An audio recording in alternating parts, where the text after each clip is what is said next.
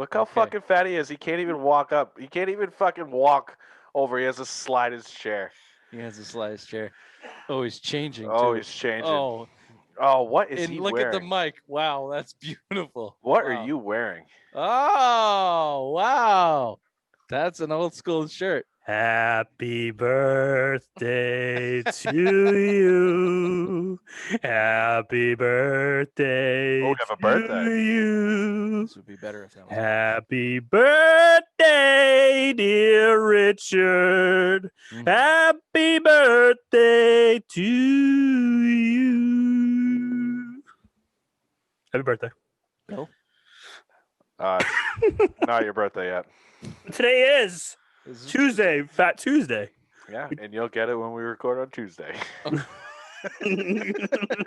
I don't premature birthday celebrations, okay?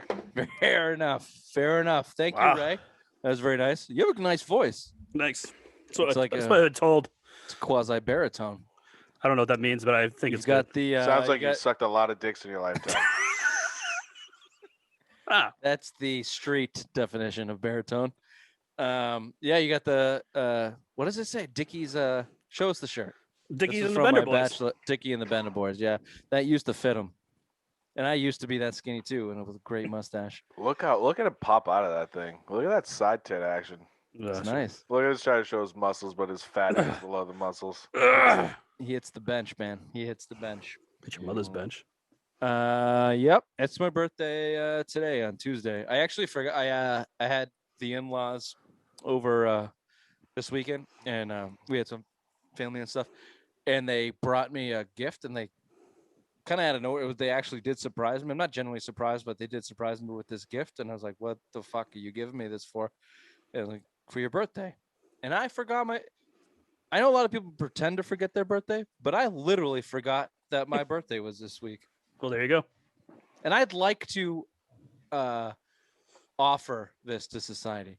Can we quit birthdays? Like after please. 21, can we just fucking quit them? Why do they just do the big ones, matter. 30, 40, 50, that shit. None of else. I don't care. Don't give me a fucking gift. Suck my dick on my birthday. That's all I ask. Well, Bill, you should be happy. Every birthday is a blessing for you because we don't know when you're going to go.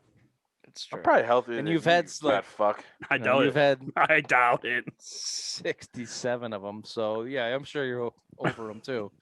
But I was over them years ago. Yeah. And you know what else I would like to quit? And Ray, you might not agree because you're good at this, but I'm not.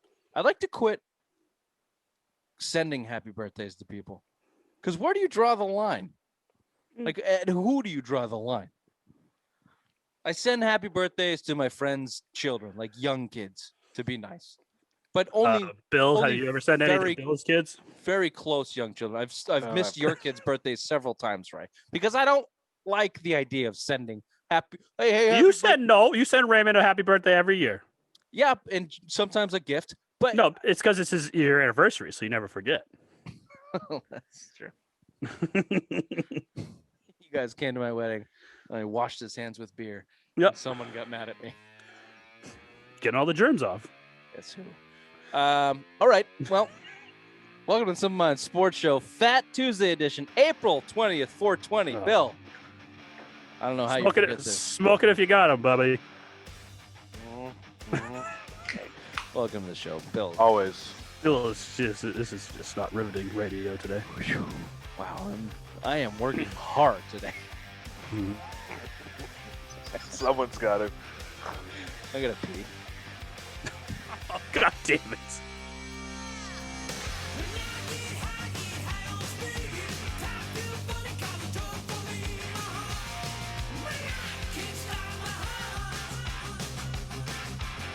What's wrong, Bill? Nothing. You seem upset. Not upset.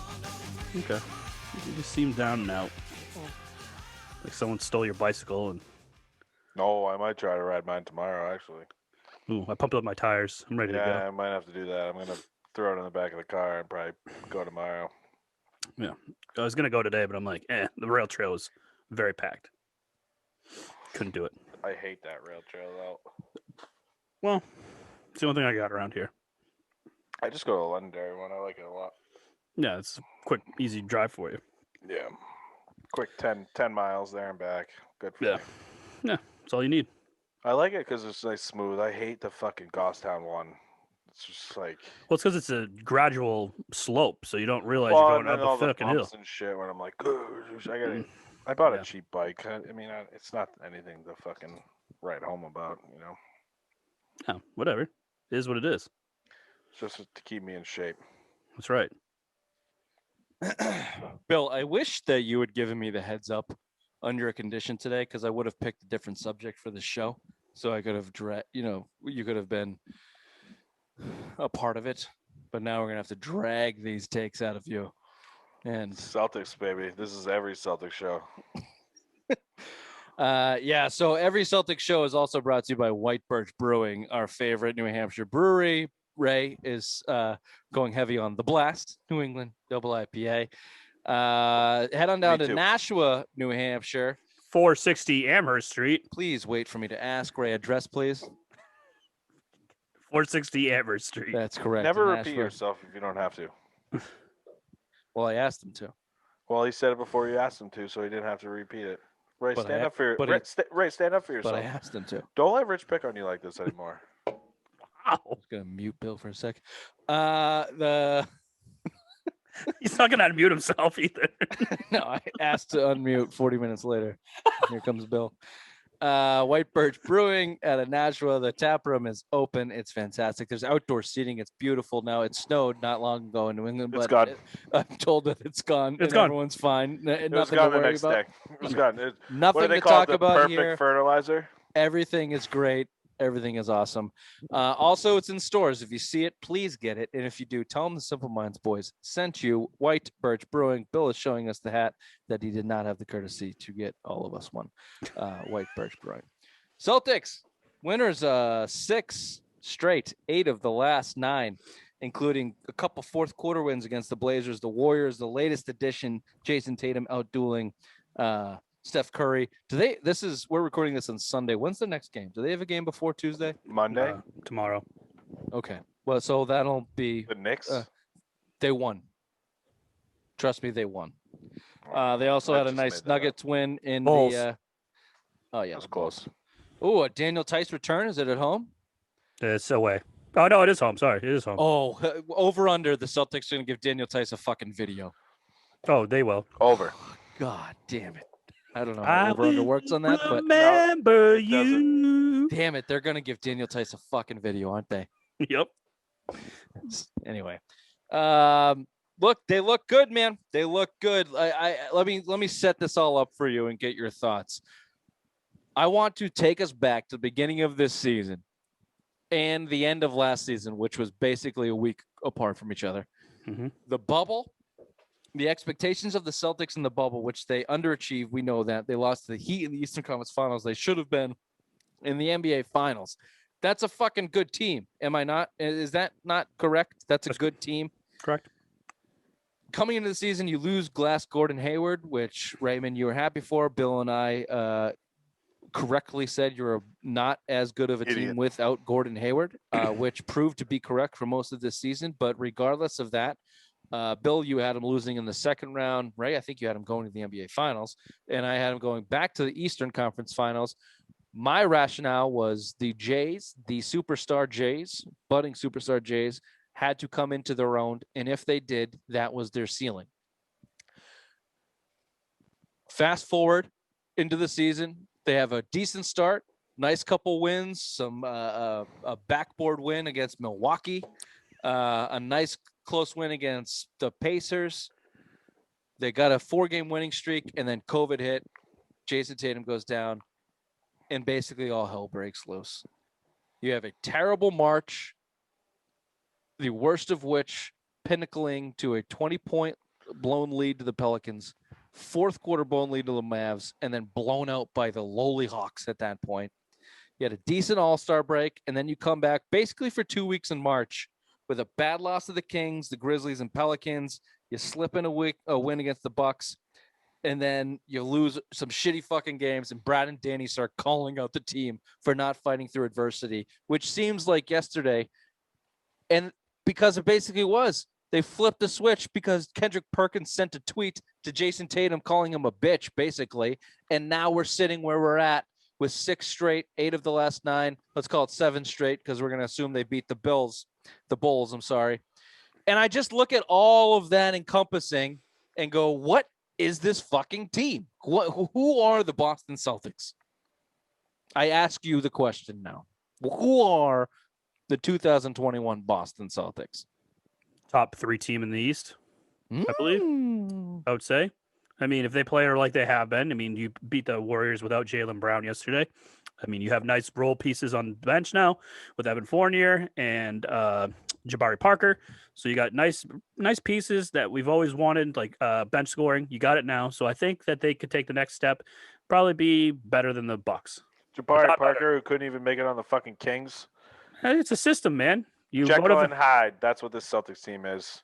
Until they can start fucking. It's like he thought of that before he said it, but of course, true. No. That's what they are, man. Again, I don't trust the Jays to win in the playoffs. They're young. They don't know how to win. The best thing Kyrie Irving has ever said was that the young guys don't know how to win, and I fucking hate that you prick. And fuck Kyrie Irving. I hate that prick, but he's not wrong. They're Jekyll and Hyde. You saw it all year. When they were healthy and they were fucking playing, they couldn't live up to expectations. Now they just got hot. It's a hot 7-10 game run right now. Prove it long term, because they haven't all year. They haven't. They've gotten these runs before, winning 4 or 5 games in a row, and then what happens? Yeah, they lose 7 out of 9. You know, prove it all year. You're too inconsistent for this team. No, you know what, Bill? You're not wrong. But I go back to the beginning of the season when I looked at. And I did think of that before I said it, dick. It was too good not to. And I knew they handed the team over to the Jays, and you had to know that they're going to be some road bumps. I didn't expect it to look like this, and by look like this, I mean they trailer trash. Yeah, essentially, trailer boys. They look like they didn't want to fucking be there. It wasn't a matter of they didn't have the skill, or like in the bubble, like you're talking about, Bill, where they didn't have the experience, and Jason Tatum's turning the ball over or trying to do too much and not letting the game come to him. And let's go through some more basketball terms. They did not want to be there. They didn't want to play. They look like shit. It's the cardinal sin of sports, and especially Boston sports, and especially the Celtics organization.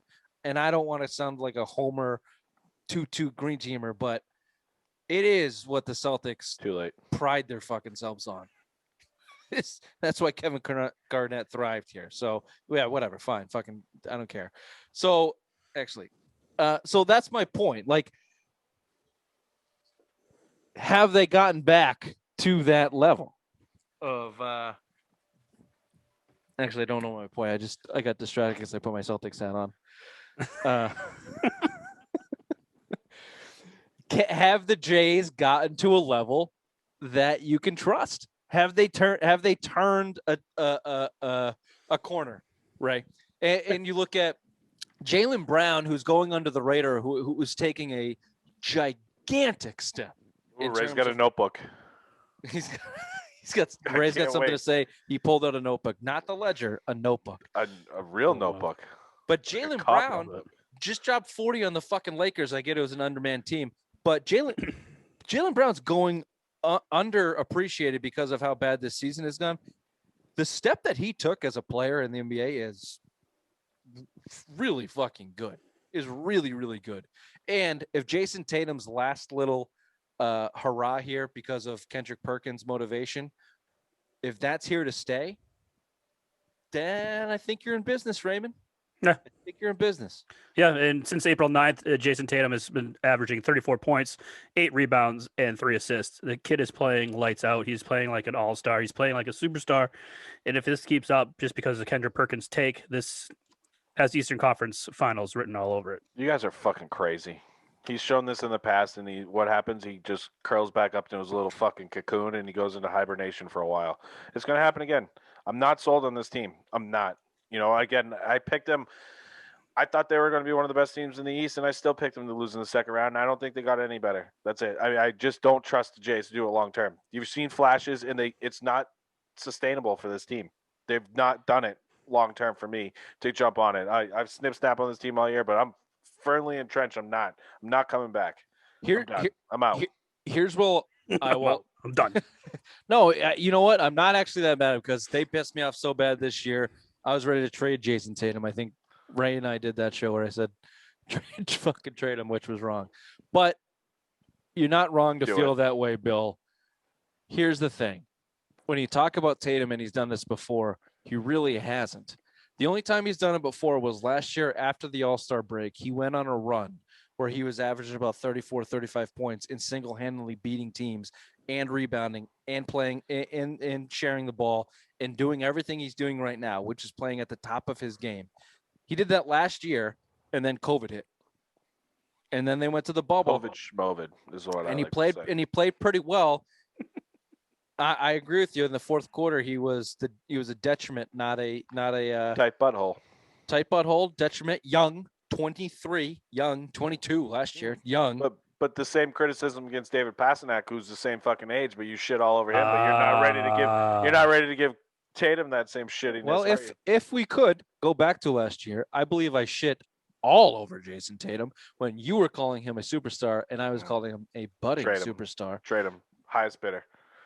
Now this is where you're wrong, because now he still has to prove this. He still has to prove in the playoffs, fourth quarter, clutch time, you know how to win. And just in that game, and just in that last game against the Warriors, he still showed me signs that he doesn't really know how to do it, because he was on fire, absolutely could not be stopped. And in the last possession, or second to last possession, they tried to get him the ball. He tried on a pick and roll with Kemba, could not get position on his defender to get the ball. Kemba ended up hitting a step back 3-pointer, which sealed the game for him. But there's signs like that he still doesn't quite get it. But that doesn't mean that.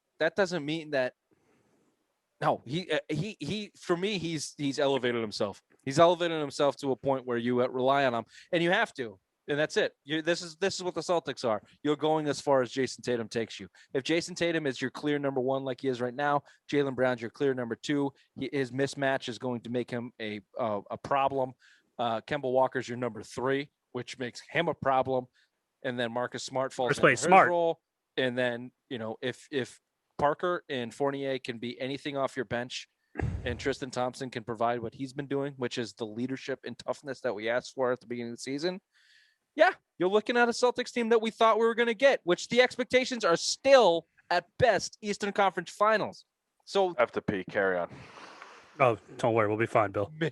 Mid-fucking show.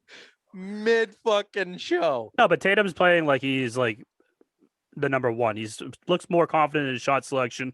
He doesn't have that demeanor now. He actually looks like he cares to be there. So it's very refreshing to watch this team, and it's kind of fun watching this team right now. Well, you just said it, Ray. It seems like he wants to be there. It seems like he is engaged and trust his teammates enough, or trust his game enough to want to be there and want to compete, which is the real word, right? Because any Celtics Bobo will come out and go, well, Jason Tatum was averaging 25 points and 7 rebounds and 4 assists. Like, he's an all-star. What do you mean he didn't have a good season? I mean, he didn't have a good season because he's showing you he can average 35 points, 10 rebounds, and 6 assists if he engages and plays the way he's supposed to play. Yeah. Like, do you want Carmelo Anthony, who plays at 85% for most of his fucking career? Never won. And never won? Is that what you want? No, like, you want the best. So you push them to be the best. And that's what you're getting out of Tatum right now. But Yeah. Bill's right. He has to show it in the playoffs. Oh, of course. He has to show it in the last 5 minutes of a fourth quarter in the playoffs, and not blow 10-point leads, and not turn the ball over trying to dribble between your legs when your handle kind of sucks. And, those are the question marks that still need to be answered. But this is a big enough sample size for me to go, okay, yeah, I'm back on board. Let's go. Keep it going. Because now we can always go back to him, and if he goes in the slump, be like, look, this is what you can do. Go back to this form. And all it takes is someone tweeting it, a reputable ex-Celtic, to tell him you suck, fucking pick it up, and he does it.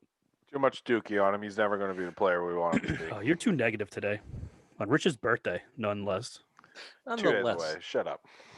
Nonetheless, It's his I have fake birthday. I have my 1989 Celtics on Bill.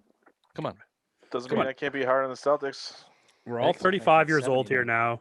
Jesus Christ. Just let's act our age, Bill. Let's not being a Debbie Downer. Sorry. Stepped into Speaking full of on the salty one, is that what your new name is? the salty one. This is a fucking story of behind the Big Mac. Dude, I was dying. I need that. I was so dying. The fucking Big Mac picture, I was dying.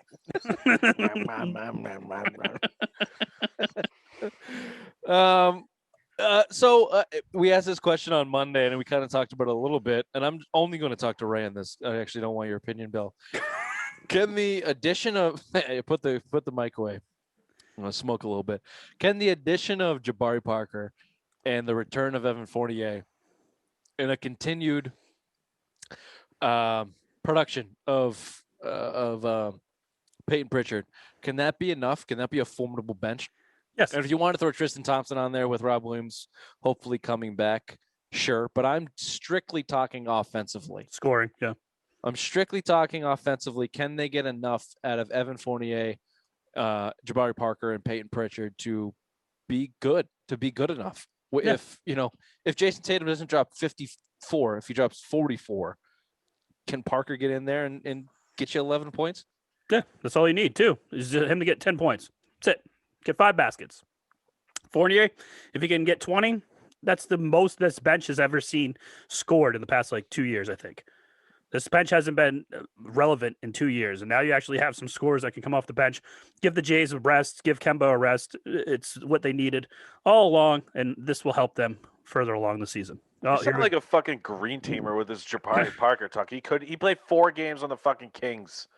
He hasn't played all goddamn season. This guy is. He played yesterday, Bill, or sorry, 4 games with the Saturday? Kings, 1 game's on the Celtics. God forbid. it would actually be game because it's not You're plural. hitching your fucking wagon on Jabari Parker. Come on, Bill, you never played basketball, but on our high school team, we had a guy that was called Instant Offense by the name of Ryan Mayo, deemed by our coach on JV, and that's all you're looking for. No defense played, no other intangibles needed. You just go in there, get buckets, and that's it. All he did.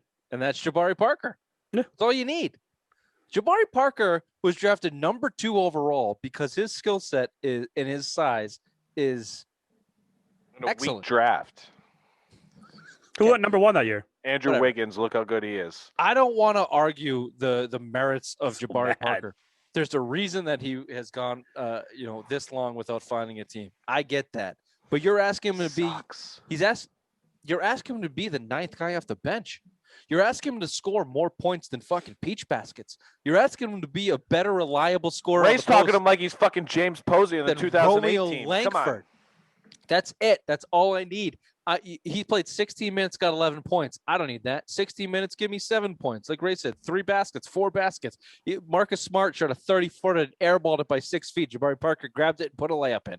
Like, I just need that. So Grant Williams can't fucking do that. Peach Baskets can't. Peach Baskets is on the court running around looking for his fucking mama like he's got a blindfold on.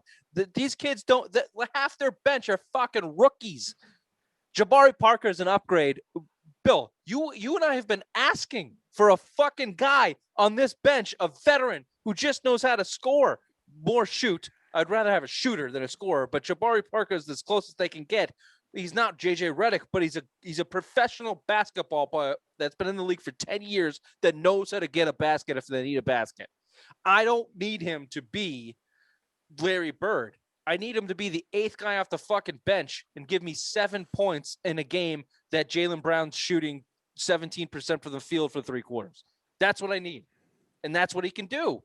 As opposed to fucking Romeo Langford or Peach Baskets. Hey, they're like 9-1 since Langford came back. All right, Langford's your boy. Ride the hot train. Romeo Langford time. I just listen to Ray talking. It's just like the green team. You're just trying to push up trash. Like Jabari Breer's a trash compactor. He's gonna fucking bust anytime. He's not good. I think he's terrible. Again, he's on the fucking Kings. Who is it? Jabari Breer is what he said, but he's Jabari Breer. Parker. Ray, I'd love to hear a little more green teamer talk out of you. Tell me more about Jabari Parker and more so Evan Fournier, which I also disagree. Like, he's not going to score 20 points off the bench. He averaged that as a starter in Orlando. But if he can look, Evan Fournier is exactly what you wanted Gordon Hayward to be, with about, I don't know, 20% less the talent. But he has 100% less the injury. Well, that's the point. He's not as good of a defender, but if you look him on, like, you just watch him like dribble the ball in the court with guys that are defending. He's 6'7", 6'8". Evan Fournier. He's a big boy. Yeah. He's a big guard. Giant. He's a giant. You know? So, like, he can create mismatch, and we've seen it in the last few games before he got on that fucking COVID list. He knows how to score, and he can do it.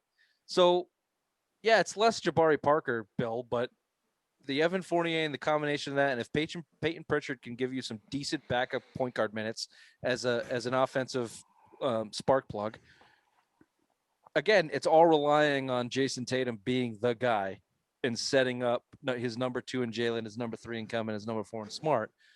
Then my answer is, yeah, you have a formidable bench offensively. I think that is true. Yeah, you have to say it's true. Bill, did your fantasy team go into slump this week? No, I'm doing really well, actually. Why? No one cares. I have my best 3 days this whole week. Let's do this to finish the show. Give me your best case scenario for the Celtics. Let me frame this for you. So they're currently in 4th. Mm-hmm. You've got Philly at 1, Nets at 2, Milwaukee at 3. Quickly, agree or disagree that the team you want to avoid is Kyrie and the fucking Nets? Yes. Correct. Obviously, KD's coming back. James Harden, like, they shouldn't be beaten. I get that we want the dumpster fire, but in all reality, they should not be beaten. So you want to avoid that. Right now, that's what you're doing. You're in 4th, and you're going to catch Philly in the second round if you can get through. I think it's Atlanta's in 5th, or Indiana's fighting for that. So the greater point here, and we can get a popsicle headache going through all the fucking scenarios, but Brooklyn has a chance at the number 1 seed. You have a chance at the number 3 seed. I think that you should be playing this game to avoid Brooklyn at all costs. Well, so if they get number 1, today, you get number 3. If Brooklyn gets number 2, you stay at number 4. Vice versa. Whatever. Agreed. It'd be great if you could get Milwaukee, but that would mean, KD's down, everyone's down, the Nets fall to 4th. You climb the ladder a little bit, and you don't see them to the conference final. But I don't think that's going to happen. So, is that the best case scenario? What do you give the Celtics a shot against the Sixers if they can line that up in the second round? Biggest choke artists of a team and coach all in one. Come second round, they're fucking toast. Absolutely not. Sixers look disgusting. Joel Embiid's playing at an MVP caliber level this year. Best case scenario for the Celtics is they win out of the second round, because I have no hope that they're going to get out of it, especially if they match up against Philly. Well, Bill, let me do you I'm going to get a leopard hot tattooed on your ass. You agree that the idea of playing Philly in the second round as opposed to New Jersey in the second round is a better matchup?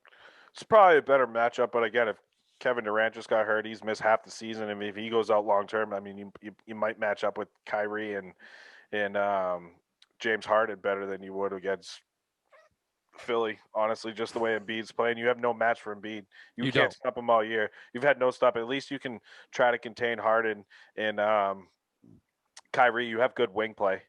You have no inside presence to stop Embiid. He's a killer. The only guy that you had was Al Horford, and they took him away 2 years ago. Like, think about it. I mean, I just think Philly's the worst matchup. So, yeah, you want to play New Jersey in my eyes. I mean, for me, New Jersey, especially with the question marks, or Brooklyn, sorry, with the question marks to Kevin Durant. That leg's been a problem all year. He left today's game hurt. Who knows? I mean, I'm sure it's something minor, but if that's long term, Brooklyn's not as good as we thought they were, especially you just lost LaMarcus Aldridge. I mean, they're not. Kyrie, thank you. But I mean, that's what you're seeing. Yeah, I want to avoid Philly at all costs. Hope they choke in the conference finals, but yeah, Philly, I just think they have your number. Well, Embiid has your number. You don't have an answer for Joel Embiid at all, like not even close. That being said, the Celtics have not played the 76ers with an engaged Jason Tatum. I'll take Tatum over Embiid. Yep. In the playoffs. Jason Tatum's Taylor Hall. I disagree. We're just going to disagree on this. Now, I've been the hardest on Tatum on this whole panel, I think, for the last 2 years. But I'm just going to. I think that he's locked in, and in the playoffs, in a Taylor Hall type way, when the lights are on, Jason Tatum wants to be his best because he knows people are watching, whether that's right or wrong. So, especially Deuce, and he's been really good in the playoffs. Earlier. Jason Tatum has been a really, really good NBA playoff player, and Joel Embiid has not. Joel Embiid, I think, Joel Embiid has to prove to me in the playoffs that he's less of a choking dog than Jason Tatum. I'll put it that way. And Doc Rivers, your guy, Bill, has 3-1 leads lost. Yeah, most of NBA all time. So I like Doc Rivers. He's a good coach. He clearly turned that Philly team around. But the rest of the Philly team, I don't know. I think the Celtics can match up to most of it. And if Jalen and Kemba play at their top, you should be able to push them. But you're right, Bill. If KD's not there, then yeah, Brooklyn certainly comes back down to earth. But that's a big question mark. And going into the playoffs, I don't want to risk that. I'm not risking a second round matchup with Kevin Durant. Fuck that. Give me Joel Embiid in the second round over a possible Kevin Durant. I'll take my chances. But either way, you're right. You're clearly third on that list. Final thoughts on that, Ray? I don't know if I forget if you gave your point on Sixers versus Nets. No, I want the Sixers. Yeah, I already said it. Stellar take. No, you want the Sixers. They're choke artists. They got a choke artist of a coach, got choke artists of an organization. They blow leads all the time. Why wouldn't you want to play them? You got KD, who's probably the best basketball player in the NBA right now. Kyrie and James Harden, who could be MVP. Kyrie, when he's on his best, he shines bright. I mean, why would you want to go against Brooklyn? Hey, why not? Can I give you a scenario that I didn't throw in the email, not that Bill read it? The what would be a better scenario for you here?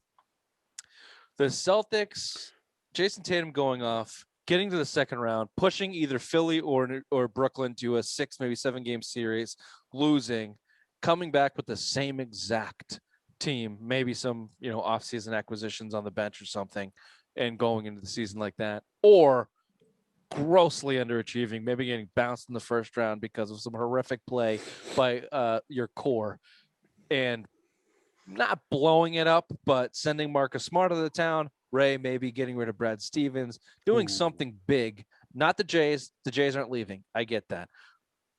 But you understand what I'm asking? Like a gross underachievement in the playoffs where you have to really shake things up and move, or this core takes it to basically their heights of pushing one of the top 2 teams in the East to a 7 game series in the second round. What's a better scenario for you? I think either way, though, wouldn't you realize that this team's not good enough and you have to go get something? I think either way, if you go push the other team. Well, yes, but in my scenario, if you I know what you mean. If you push a team, you're coming back with the same exact roster. If you lose in the first round, you're blowing out Marcus Smart or you're firing Brad Stevens. I think. Would you rather come back without Marcus Smart and or Brad Stevens? Yes. Then I want to lose first round. Okay, there you go. So you're rooting for the Celtics to lose the first round. Yeah. Fuck yeah, then. There you go, Bill. Losing the first round. Fire Brad. Shocking. He just turned down $70 million from Indiana. I wish that prick took it. Yeah, me too. Me too.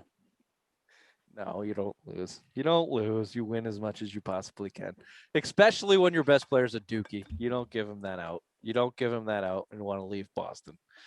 You push it until it's possible. And like you said, Ray, the best case scenario is you do that, and then you come in the offseason, you go, clearly we're not good enough, and you try to make a move like that. You deal Kemba, and you bring someone else back in or something like that. Yep. Well, at least we can say I'll watch Celtics basketball again. That's where we're at. Good. I'll watch the games again. Bill? Not if they're playing at 10 p.m. I watch those in the morning. I can't tell you the last time I watched a Celtics game. Couldn't tell from your stellar commentary. All right. Well, this has been the Silver Mind Sports Show. Fat Tuesday, April 20th. Happy birthday. Thank you.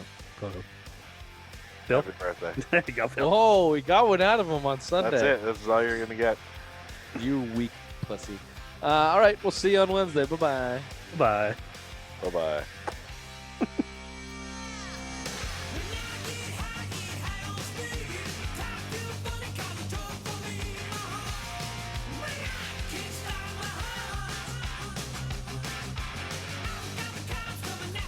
new weekend out of you.